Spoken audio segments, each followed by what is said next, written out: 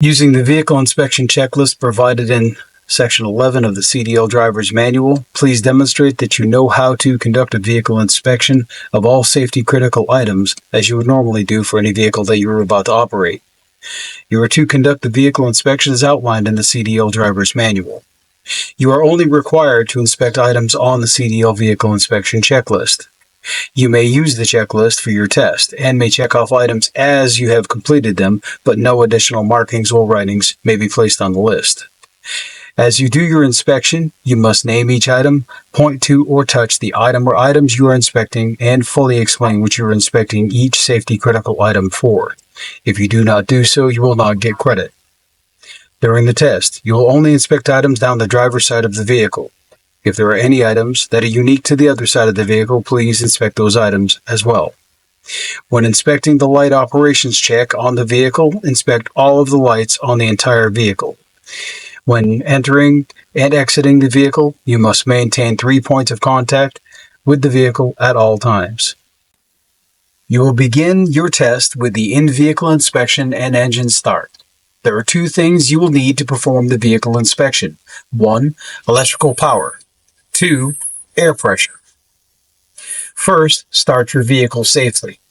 Make sure that the brakes are set by tugging on the yellow button. Ensure that the vehicle is in park or neutral. For manual transmission users, depress the clutch pedal to the floor. Make sure that the HVAC blower is off to prevent hard starting from low voltage. Turn the ignition to the run position. Allow the gauges to perform a self-check.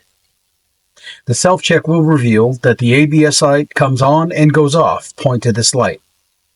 The DPF indicator light will also come on and go off. Point to that as well, if equipped. All of the gauges on the dash will sweep. Warning lights will briefly flash, indicating the engine control module is ready to start the engine. Turn the key to the start position until the engine begins to run, then let go of the key. If the air pressure gauge indicates that the system is full, lightly pat the brake pedal, releasing some air, until the air pressure drops below 100 psi. The air governor will kick on below 100 psi, filling the air tanks again. Make sure that the air pressure is built to the governor cutout, which will happen between 120 and 140 psi on the air pressure gauge. Make sure that the following safety equipment is available and ready for use. Know where these items are. The seat belt must not be cut, frayed, or torn. Must latch and unlatch. Relatch the seat belt. 3 red reflective triangles must be stored in their case, ready for use. 6 spare fuses, 1 fuse for each fuse in the panel, and at least 1 properly charged and rated fire extinguisher safety pin in place, secured from movement. Look at the adjustment of the mirrors and also the traffic monitoring system for clean, clear view, free of cracks, hazing, or obstructions. While we're waiting for the air pressure to reach governor cutout at approximately 120 to 140 psi, the air compressor should build 4 psi in 1 minute, so this should not take long.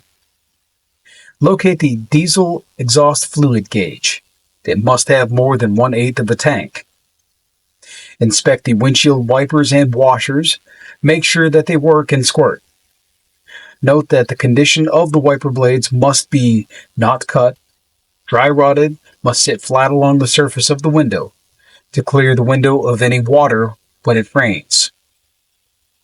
Work the washers to check that the washers work and the wipers clear the windshield. Operate the heater and defroster, making sure that the air flows from the defrost vent, the floor vent, and the dash vent. Operate the air horn if the vehicle has it. Also, operate the electrical horn. Now that the air governor has reached the governor cutoff, mention at which air pressure the governor actually cut off. We can begin the air brake check. We will begin with the emergency brake tug check. With the brakes applied, yellow button is pulled out. Place the vehicle into drive, or if it's a manual, place the vehicle into first gear and attempt to move forward. The vehicle should not move. The service brake check.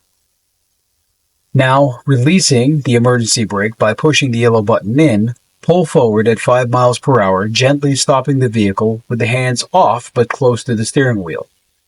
The vehicle should not pull to the left or to the right, which would indicate the brakes are not properly adjusted.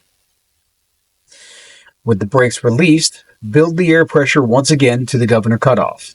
If it is above 100 psi, pat the brake to get the air pressure below 100 psi, where the governor will begin to build air. With the air pressure built to maximum operating pressure, the brakes released, shut the engine off, then turn the key switch to the run position without restarting the engine. Next, you will perform the leak down test. Fully apply the brake.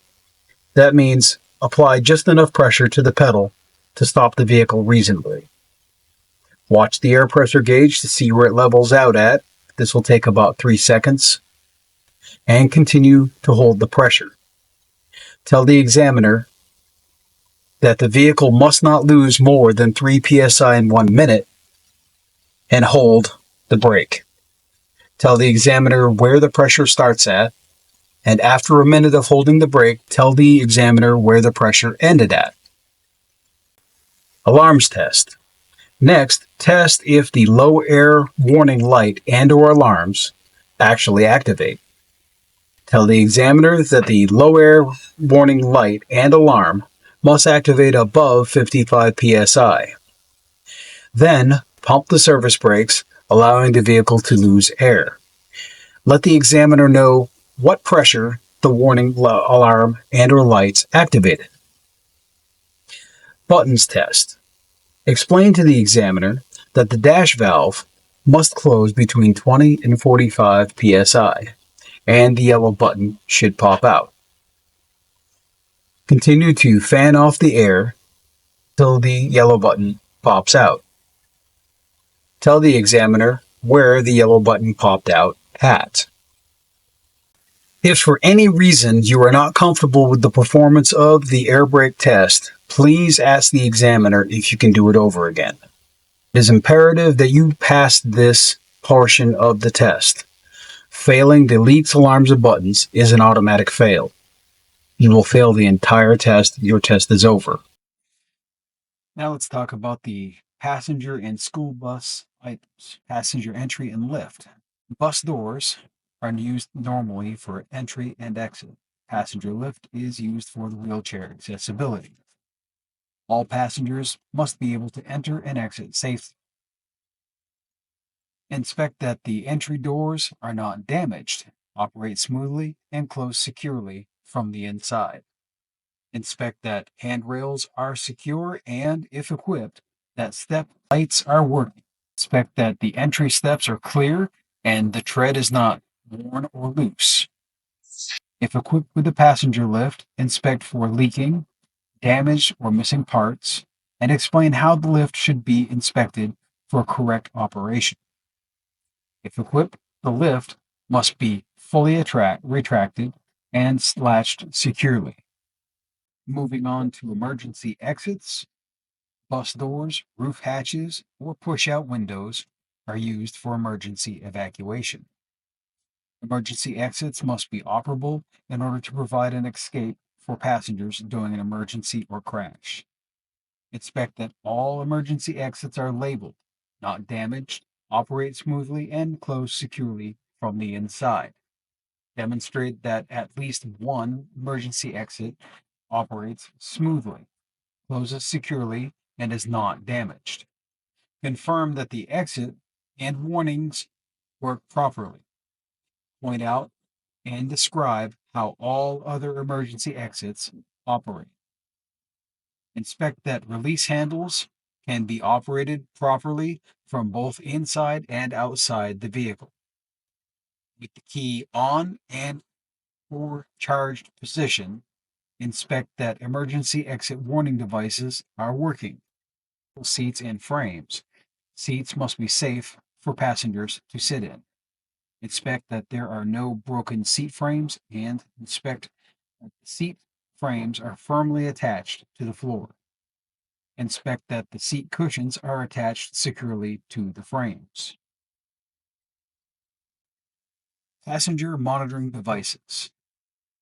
Description: mirrors and monitoring devices such as cameras for observing and monitoring passengers or students. Internal passenger and external fender crossover and other mirrors or monitoring devices for seeing and observing passengers or students help the driver to safely observe, monitor passengers and students during driving, loading, and unloading. Passenger or school bus vehicle drivers must be able to see boarding and discharging passengers and students. Inspect that all internal and external passenger mirrors and mirror brackets are not bent, are mounted securely with no missing parts. Inspect that all internal and external passenger mirrors for proper adjustment and that they are clean.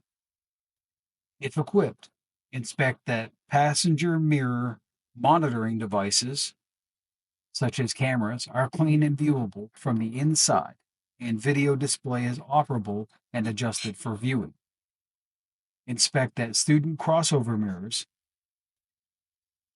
on a school bus only, are attached properly and clean. Items for school buses only. Student lights, front and back. Description: strobe light, if equipped, alternately flashing amber lights, and alternately flashing red lights on school buses. Why inspect? Student lights allow the driver of a school bus to communicate the presence and intentions to stop or resume student loading and unloading with other traffic. Inspection: the following student lights must be inspected and the operation demonstrated on both front and the back of the vehicle.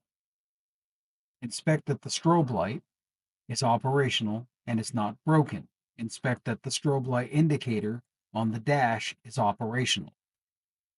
Inspect that alternately flashing amber lights on the both front and rear of the vehicle are operational and are not broken. Inspect that the flashing amber light indicator on the dash is also operational. Inspect that the alternately flashing red light, on both the front and the rear of the vehicle is operational and is not broken. Inspect that the flashing red light indicator on the dash is also operational. Stop arm and safety arm. The stop arm and safety arm on a school bus that operates when student loading and unloading lights are activated. It warns other drivers of a school bus is stopping and or is stopped. Safety arm forces the students to cross roughly 10 feet away from the front of the school bus in the driver's view. The following school bus safety items must be inspected for the operation of and must be described and demonstrated. Inspection of stop arms. If the school bus is equipped, they are securely mounted to the vehicle frame, that there are no loose, broken, or damaged parts. Inspection of the stop arm extends fully when operated. Stop arm and lights are operational, that the stop arm indicator on the dash is also operational. Inspect that the safety arm is securely mounted to the vehicle frame, that there are no loose, broken, or damaged parts. Inspect that the safety arm functions properly in conjunction with the stop arm as it extends fully. First aid, emergency, and body fluid kits. This is required emergency equipment for a school bus. Emergency equipment must be available and in usable condition. Inspect that the emergency first aid kit is present and the seal has not been broken, which may indicate missing items. Inspect that the body fluid kit is present and the seal has not been broken, which may indicate missing items. Now you will go outside and check the exterior lights. For the exterior lights operation check, you must demonstrate that each light functions as it should by operating each light function and pointing to the functioning light. Some of these functions may be checked simultaneously. For example, check the left turn signal and the clearance lights, the tail lights, and the low beam headlights.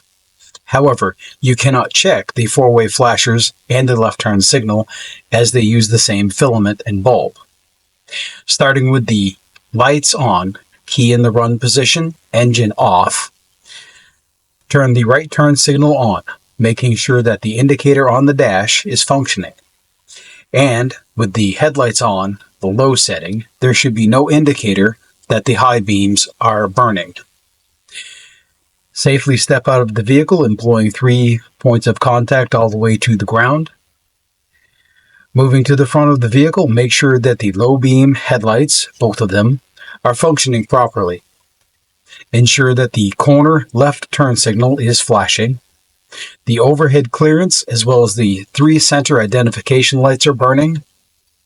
Both corner marker lights must also be burning. Move to the curb side of the vehicle and check any marker and overhead clearance light that may be on your vehicle. Check any right turn signal that may be on your vehicle. Moving to the rear of the vehicle, as you did in the front, the vehicle check overhead, check identification lights, marker light, right turn signal. Move up the roadside of the vehicle to the cab, activate the left turn signal and the high beam headlights. Checking the left side the same way that you checked the right side. Lastly, activate the four-way flashers.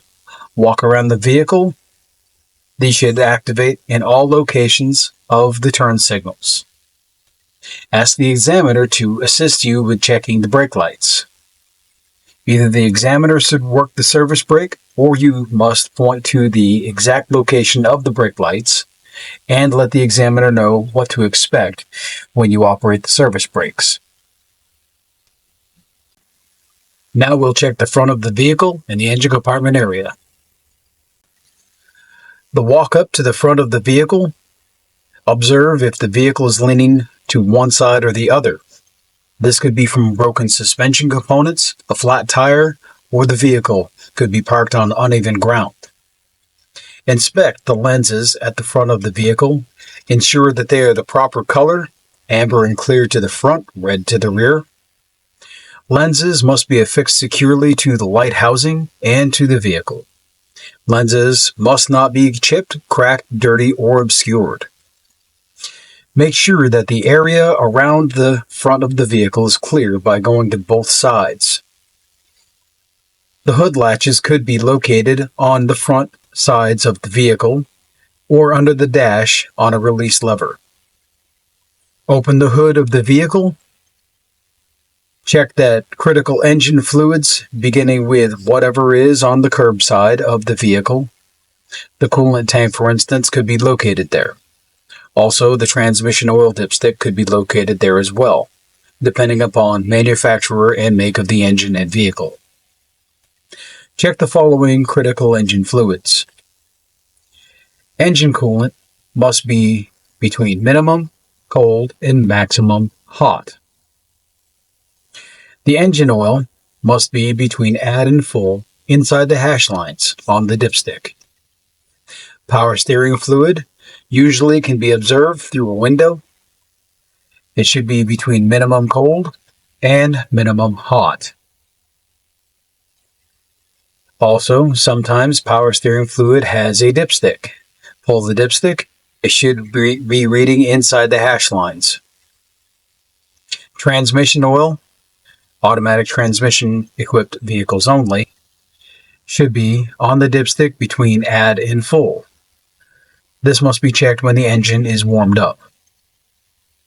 Brake fluid, for hydraulic brakes only, should be between minimum and maximum. As you check the critical engine fluids, look for puddling on the ground, signs of leaks from the engine or transmission, power steering. Observe that any leaks on the sides of the engine from the hoses, lines. Hoses are generally rubber and lines are generally metal.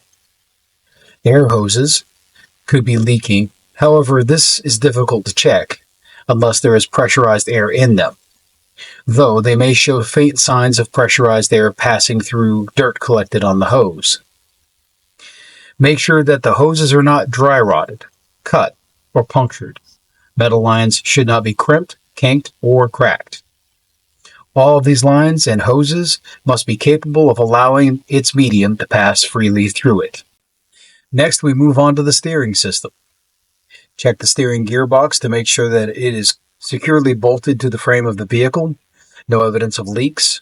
Look for cracks in the body of the steering gearbox. Attached hoses leading from the power steering pump are securely connected with fittings that are not cracked or loose or leaking. The attached steering links, steering gear shaft, pitman arm, drag link, steering knuckle, and tie rod are all attached with well-greased ball joints that have castle nuts and cotter pins. None of the rods and links and joints are missing or bent or improperly cracked. Moving on to the steering axle, we're checking from the inside out. Check the suspension components first. Leaf springs are secured at the front. Bolts are present. Bushings are not worn or cracked. The leaf springs are aligned and not bent incorrectly or cracked. Attached to the steering axle with 2 U-bolts that have 4 nuts. Shock is mounted at both ends with rubber grommets and bolts that are not loose, cracked, or worn. The shock is not cracked or bent or leaking. The leaf springs is mounted in the rear with a shackle and bolts that are not missing, loose, or cracked. The air hoses leading to the brake chamber are connected at both ends. The air hoses are not cut, torn, or leaking. The brake chamber is not missing, broken, or loose. Pushrod and slack adjuster also are not missing, broken, or loose. The brake drum is free of contaminants like grease, oil, or debris. The brake shoes are mounted with all associated springs and pins. The brake shoes are not worn dangerously thin. The rim is free of cracks on both sides. Lug holes are not out of round. You may see quarter moon shaped scarring on the face of the rim. That would indicate that their hole is out of round and is oversized. Also, no attempt at repairs have been made to the rim. Metal valve stem is fastened to the rim with a rubber grommet and a locking nut. The Schrader valve is covered by a metal cap, and there are no signs of leaks. The tire is inflated to company or manufacturer's specifications. This is checked by using a truck tire pressure gauge. The rim is securely mounted with all 10 lug nuts and lug studs. Neither the lug studs or the lug nuts are cracked. The rim shows no sign of over-tightened lug nuts, which would be small cracks leading away from the lug stud and nut, or too loose where you could possibly see rust trails emanating from under the lug nuts. Checking that both sides of the tire have no cuts, dry rot, or bulges. There is no tire tread separation on this tire. All tread must be more than 4/32 of an inch in all major grooves on the steer axle and 2/32 of an inch on any drive tire or other tire on this vehicle. These tread depths are checked by using a tire tread depth gauge. Now we go to the side of the vehicle, starting with the mirrors and the traffic monitoring devices if they're equipped. They should be firmly mounted on the sides of the vehicle. Camera lenses should not be cracked, misaligned, dirty, or obstructed. Mirrors should be firmly affixed to the side of the vehicle. Mirrors cannot be cracked, misaligned, dirty, or obstructed. Lenses on the lights on the side of the vehicle should be properly affixed to the side of the vehicle, not cracked. Should be the proper color, not dirty or obstructed. Locate the battery box, if you can remove the cover, and inspect the wires and connectors and the body of the batteries. Wires cannot be cut, bare, or melted. Connections cannot be corroded or missing. The body of the battery is not leaking acid from the service caps or any place on the battery. Batteries must be secured from movement with brackets. Brackets cannot be loose, bent, missing, or broken. Locate the fuel tank. Make sure that the fuel tank or tanks are not loose in their mounts. Look for signs of tank shifting in its mount. The rubber vibration dampener is present. No holes or cracks to allow leaking. The tank is not leaking fuel. The fuel lines are fastened securely with connections that are not cracked loose or leaking. Wiring is not melted or bare. Connections are not corroded, cracked, missing, or loose. Locate the diesel exhaust fluid tank. Make sure that the tank is not loose in its mount, cracked, or leaking. Hoses and lines are not cracked, missing, loose, or leaking. If there is a tank-mounted gauge, it should read more than 1/8 of a tank. Inspect the whole frame of the vehicle for non-manufactured holes, rust holes, cross members bent or detached, warped frame members and rails. Check the floor of the passenger and driver's area for holes. Check the cargo area, if it's a box truck, for missing wall supports, roof bows, and floorboards. Moving to the rear of the vehicle, we are going to check that the rear of the vehicle has all of its lights. All of the lenses and reflectors are properly affixed to the vehicle. They are the proper color. They are not cracked, dirty, or obstructed. In conclusion, there are 6 to 7 areas of safety critical items that have to be addressed on this vehicle inspection, depending upon which vehicle you are using. Please take the time to watch this a few times to catch any information you might have missed on your first view. Thank you for watching and good luck.